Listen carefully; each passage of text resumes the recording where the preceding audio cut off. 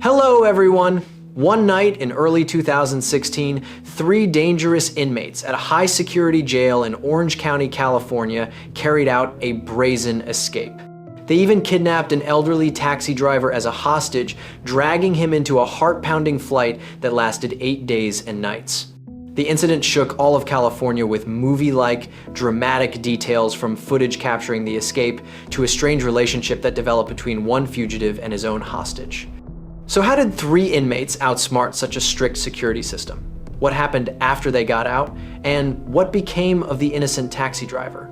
Right now, Vietnamese Case Files will walk you through this meticulous and reckless jailbreak plan.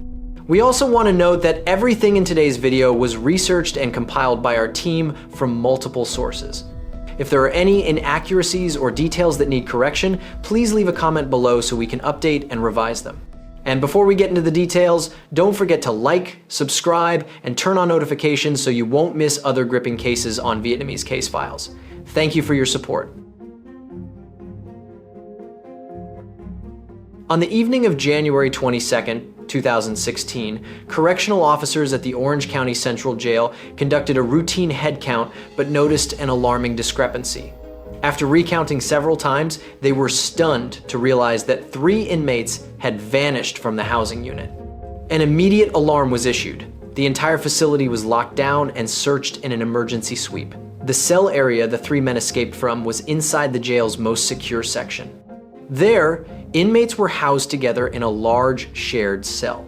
Upon closer inspection, police discovered that behind a metal bunk bed, a metal mesh covering a pipe route had been cut away, creating an opening just large enough for one person to crawl through. Reinforcing steel bars had also been neatly sawn through, indicating that a sharp metal tool had been smuggled into the jail. Through that hole, the 3 inmates crawled into the jail's internal pipe and ventilation network inside the walls, following the passageways upward. They squeezed through narrow routes packed with electrical and water lines, then climbed a vertical ventilation shaft roughly 3 to 4 meters high. Evidence suggested they used the fixed pipes as handholds, then used cutting tools to breach the steel bars blocking the vent route and reach the roof. On top of the 4-story building, the group moved to the northeast edge of the roof, where barbed wire fencing served as protection. There, police found a hole in the barbed wire fence and torn mesh wide enough for a human body to crawl through. Right beside the roof's edge, a rope braided from bed sheets had been firmly tied to a fixed frame. Based on the fabric's wear and stretch, investigators concluded that all 3 took turns lowering themselves down from a height of about 15 meters. Faint shoe prints could still be seen in the grass below, left by the last person to touch down. And yet not a single alarm sounded. Everything happened in eerie silence. The 3 dangerous criminals were now outside the system's control, raising serious concerns for public safety. The scene was immediately secured for investigation, while news of the escape was urgently relayed to nearby law enforcement agencies. Records on the 3 escaped inmates show that all of them were extremely dangerous criminals with lengthy criminal histories and blatant disregard for the law. Among them, Hossein Naeri, 37 years old, was considered the most formidable, of Iranian-American background and a former U.S. Marine. Naeri had formal training and a far tougher mindset than most other inmates. Before the jailbreak, he had become notorious for a brutal kidnapping in 2012 in California. The victim was a marijuana business owner. Naeri and his accomplices suspected the man was hiding money, so they abducted him, took him into the Mojave Desert, and used violence to force a confession. When they failed to get what they wanted, they abandoned the victim in critical condition in the desert. The man survived, but suffered lifelong injuries. Afterward, Naeri fled to Iran and was only arrested while transiting through Europe in 2014. He was extradited back to the United States to face charges carrying the harshest penalties. While awaiting trial, Naeri teamed up with 2 other inmates to plan a bold escape. Investigators described him as calculating, intelligent, and cold-blooded. His psychological profile suggested someone willing to use any means necessary to achieve his goals, and he was assessed as one of the most dangerous criminals in the United States. The other 2 escapees were both Vietnamese origin inmates. One of them was Dung Tin Buc, who was 43 years old at the time. He was seen as a classic street criminal. Buck was born in Vietnam, immigrated to the United States in the early 1990s, and quickly fell into gang-related crime. Records show Buck had a criminal record from an early age. In 1995, when he was just 22, he was convicted of theft in San Diego.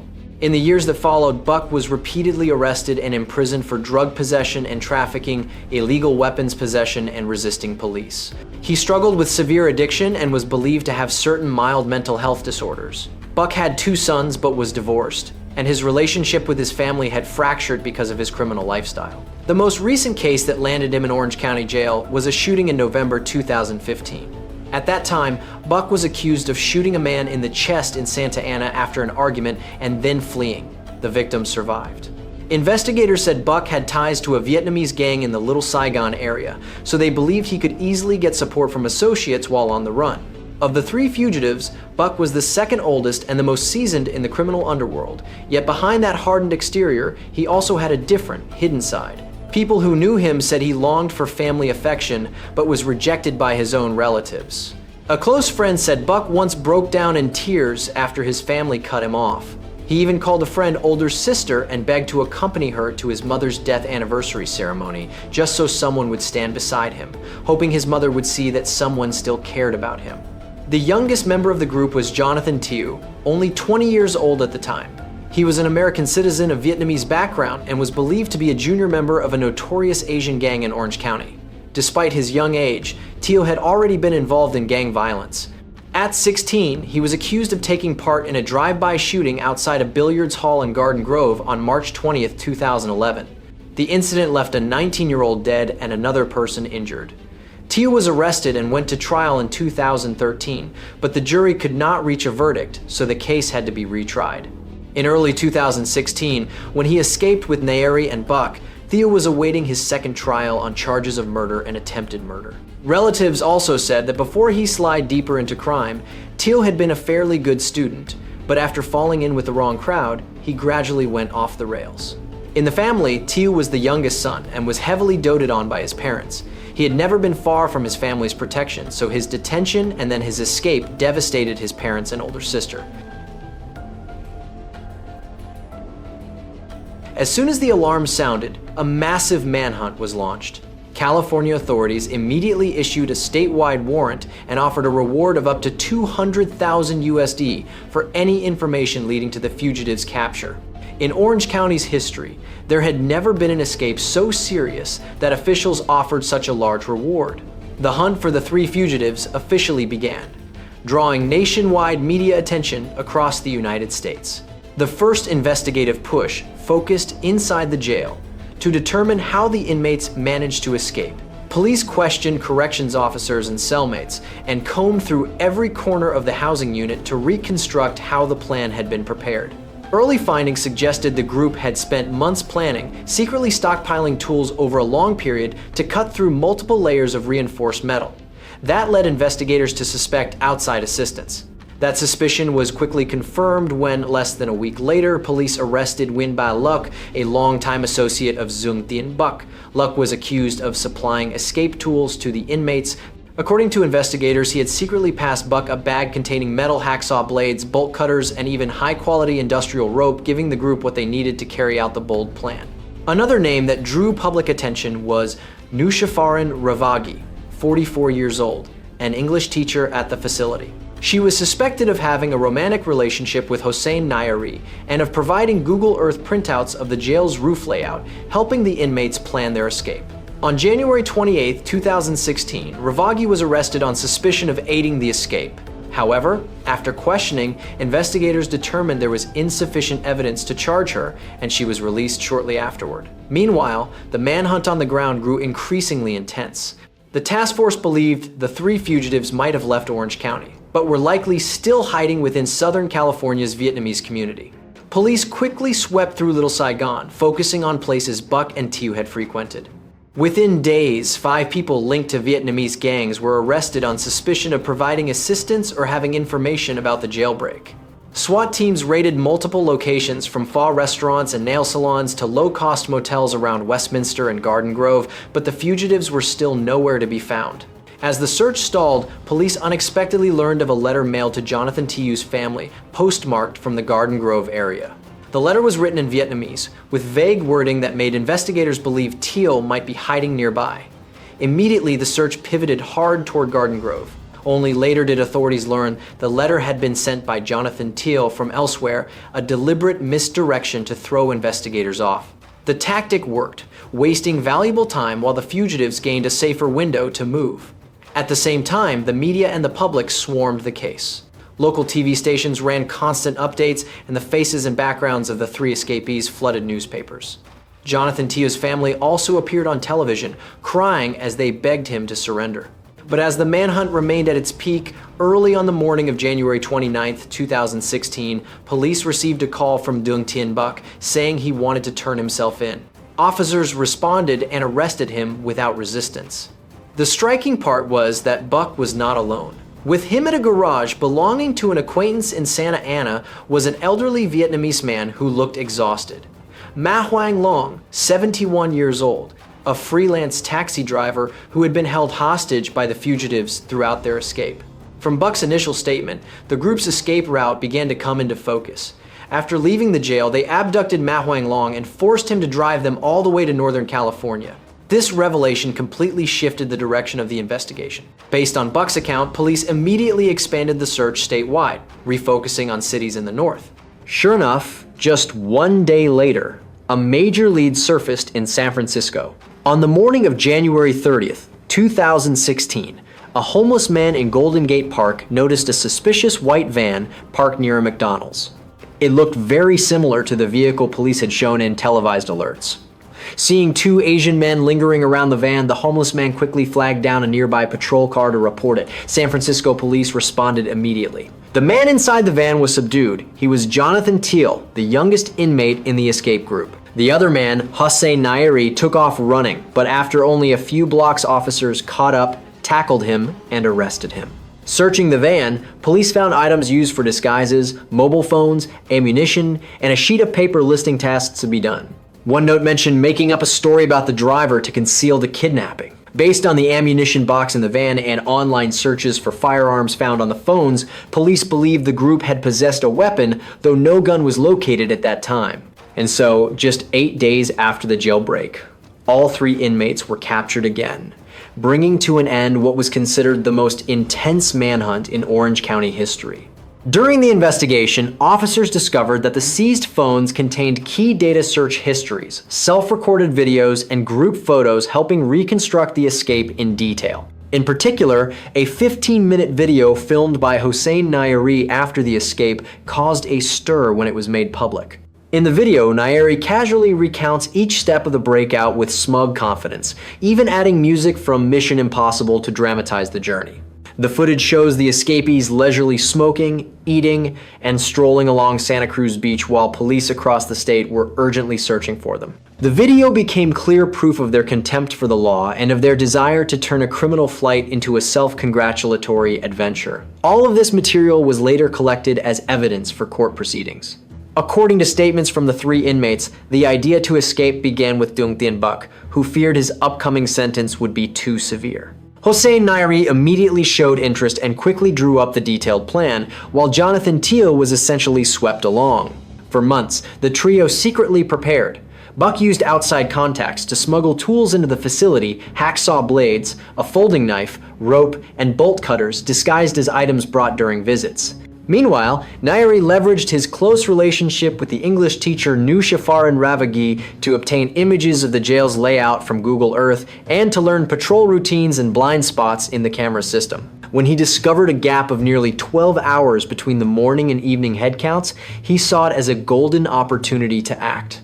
On January 22nd, the escape plan was carried out. After a guard mistakenly counted 3 blanket bundles rolled up to resemble sleeping bodies, Nairi and Buck quietly pulled out their tools and began cutting the steel mesh behind a bunk bed to open a route into the facility's utility pipe system. One by one, all three squeezed through the narrow gap, climbed up a ventilation shaft more than 3 meters high, sawed through the metal bars, and made it onto the roof. From there, they rappelled down to the grass using a rope braided from bed sheets and left the housing unit without triggering a single alarm. Right after getting out, Buck called a friend who had agreed in advance to pick them up. The car drove the escapees away from the jail, and they lay low at the home of one of Buck's acquaintances in Little Saigon. There, they received $900. However, that amount was far too small for Nayeri's plan to flee the country. Unable to go far, the group lingered in the area, even having dinner at a Vietnamese pho restaurant like ordinary customers.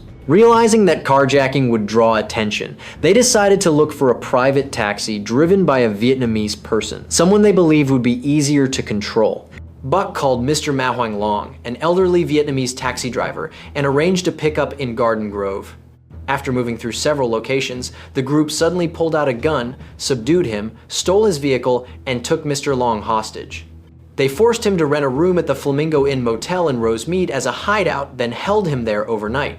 The next morning, when TV News aired the wanted bulletin for the 3 escaped inmates, Mr. Long was horrified to realize he had been dragged into a case that was shaking the state. While he was terrified, the 3 criminals seemed thrilled by their fame on television. Later, realizing they needed to switch vehicles, Nayeri posed as a buyer responding to an online listing and stole a white GMC van. The group bought more clothes, got haircuts, and disguised themselves to avoid being recognized. But over the days on the run, tensions between the 3 escalated. Jonathan Till constantly said he missed home, while Dung Tin Buc clashed fiercely with Nayeri and was tormented by guilt for dragging Mr. Long into danger. When Nayeri suggested killing the hostage to erase the evidence, Buck violently refused. The 2 got into a fight and Buck was badly injured. Realizing that if they didn't get away, both of them would soon be killed by Nayeri, Mr. Long waited for a chance to escape together with Buck. On the morning of January 26th, when Nayeri and Teal left the motel, Buck pulled Mr. Long and fled. They got into a Honda Civic and headed towards Santa Ana. On the way, Buck broke down in tears, confessed his remorse, and called Mr. Long Dad as a kind of atonement. By the morning of January 29th, Buck and Mr. Long reached a familiar garage in Santa Ana where he decided to surrender. In later interrogations, Jose Nayeri remained arrogant, tried to pin the blame on Buck, and denied kidnapping the hostage. But the evidence investigators collected was enough to charge the entire group, closing the most shocking jailbreak case in Orange County history. Everyone breathed a sigh of relief when Mr. Ma Hoang Long was confirmed safe. It turned out that in that audacious jailbreak, an innocent life had been put in danger. The unfortunate driver's full name was Ma Hoang Long, 71 years old at the time, a Vietnamese American. In the early 1990s, he immigrated to the United States with his wife and their 4 children. But life in a new country was far from easy. Mr. Long took on all kinds of manual jobs to make ends meet. And over time, he began to feel like a failure compared with his siblings, who were more settled and successful. Family tensions only grew from there. Eventually, he divorced and nearly lost contact with his wife and 4 grown children. Around 2012, when he was already in his 60s, Mr. Long moved to Garden Grove at the heart of Orange County's Vietnamese community and rented a small room. He lived alone in a cramped, low-cost space that didn't even have a private bathroom at night. To survive, Mr. Long used an old Honda Civic as an unlicensed gypsy cab, not affiliated with any company. He took customers by phone after placing ads in Vietnamese language newspapers. Although the income was unstable, driving still helped him cover rent and eased his loneliness, at least a little. He was gentle, quiet, and withdrawn, and he limited contact with relatives out of shame about his difficult life. One of his rare comforts was a long-distance relationship with a woman in Vietnam. He kept her photo on his phone and called her his fiancée. Friends said he planned to save a bit of money, return to Vietnam to get married, and spend his later years in peace. But no one could have imagined that the fateful ride on the night of January 22nd would thrust him into the center of a shocking case. The aftermath weighed heavily on Mr. Long, having his life threatened haunted him for a long time. Later, he filed a lawsuit seeking partial compensation, arguing that lax jail management led to his kidnapping. However, the court did not grant his request. After the escape, all 3 inmates faced a new series of court cases for additional charges, including escape from custody, kidnapping, carjacking, and related offenses. The legal proceedings dragged on for years, and only formally wrapped up during 2021 through 2023. Dung Tin Buc was the first to go to court because he had surrendered early. In April 2021, Buck was found guilty of escape and kidnapping. In July 2022, the court sentenced him to 20 years in prison, including his pending sentence for the 2015 attempted murder case. The judge said the sentence also took into account a plea for leniency from Ma Huanglong, who believed Buck had saved his life. Jonathan Tiu's case was more complicated because it was tied to a 2011 homicide. At first, Tiu was charged with escape and kidnapping, but in April 2023, he accepted a plea deal, admitting to escape and simple kidnapping, in exchange for an 8-year sentence. Because Tiu had been in custody since 2013, by 2023 he had already served most of that time. In addition, due to changes in California law regarding juvenile accomplice prosecutions, his 2011 homicide case was moved to juvenile court and he was convicted only of assault with a weapon. As a result, Tiu was released early once most of the serious charges had effectively been served. Jose Nayeri, in particular, was the ringleader and the most defiant one in the group. He refused to plead guilty and forced prosecutors to prove the case to the very end. His trial in March 2023 was as tense as a chess match. In the end, Nayeri was found guilty of escape and vehicle theft. However, because some jurors still had doubts about whether Mr. Ma Huanglong had cooperated with the escapees, they acquitted Nayeri of the kidnapping charge connected to the carjacking. That spared him a life sentence for kidnapping. Even so, the verdict barely changed the reality, because Nayeri was already serving 2 life sentences without the possibility of parole from the 2012 kidnapping case. In late March 2023, the court added another 2 years and 8 months for escape and vehicle theft. That term was stacked on top of the life sentences he was already serving. So not only was he nowhere near freedom, he had only tightened the chains binding him to an endless life behind bars. In September 2023, Nayeri filed a lawsuit against Orange County seeking $25,000 USD in damages, accusing prosecutors of defaming him by calling him the most dangerous criminal in America in the media. Of course, that baseless lawsuit was quickly dismissed. In the public's eyes, the sentences for the 3 inmates were generally seen as reasonable. Still, Mr. Ma Huanglong and many Vietnamese residents in Orange County believed Dung Tin Buc had partly redeemed himself by saving the hostage, so a 20-year sentence felt somewhat harsh. As for Jonathan Tiu, he was considered lucky to benefit from juvenile justice reforms, avoiding a heavier sentence and getting a chance to rebuild his life. Many people hoped that after this costly lesson, he would truly change. The Orange County Jail escape in 2016 may have ended, but its aftershocks continued for years. This story had all the ingredients of a thriller, one of the boldest and most elaborate jailbreak plans in Orange County history, a breathless manhunt, and most of all, an unexpected relationship between kidnapper and hostage. It was no surprise that Hollywood took notice. In 2023, the film The Accidental Getaway Driver, directly inspired by the case, was released and won Best Director at the Sundance Film Festival. The movie focuses on the humane bond between the elderly driver and a Vietnamese criminal, offering a poignant angle. Even among those who have gone astray, a spark of humanity can still flicker. After that, Orange County officials also reviewed the entire system and conducted a thorough assessment of the security gaps. The Orange County Sheriff's Department implemented a series of tightened measures, such as increasing headcounts, installing more cameras, adding lighting, and upgrading perimeter fencing. Although these reforms came late, they helped reassure the public that the jail was now secure again. What do you think about the sliver of conscience Dung Tin Buc showed when he decided to save the driver and turn himself in? Share your thoughts in the comments. Before we wrap up, don't forget to like and follow Vietnamese Case Files so you won't miss our next cases. That's all for today. Thank you for watching.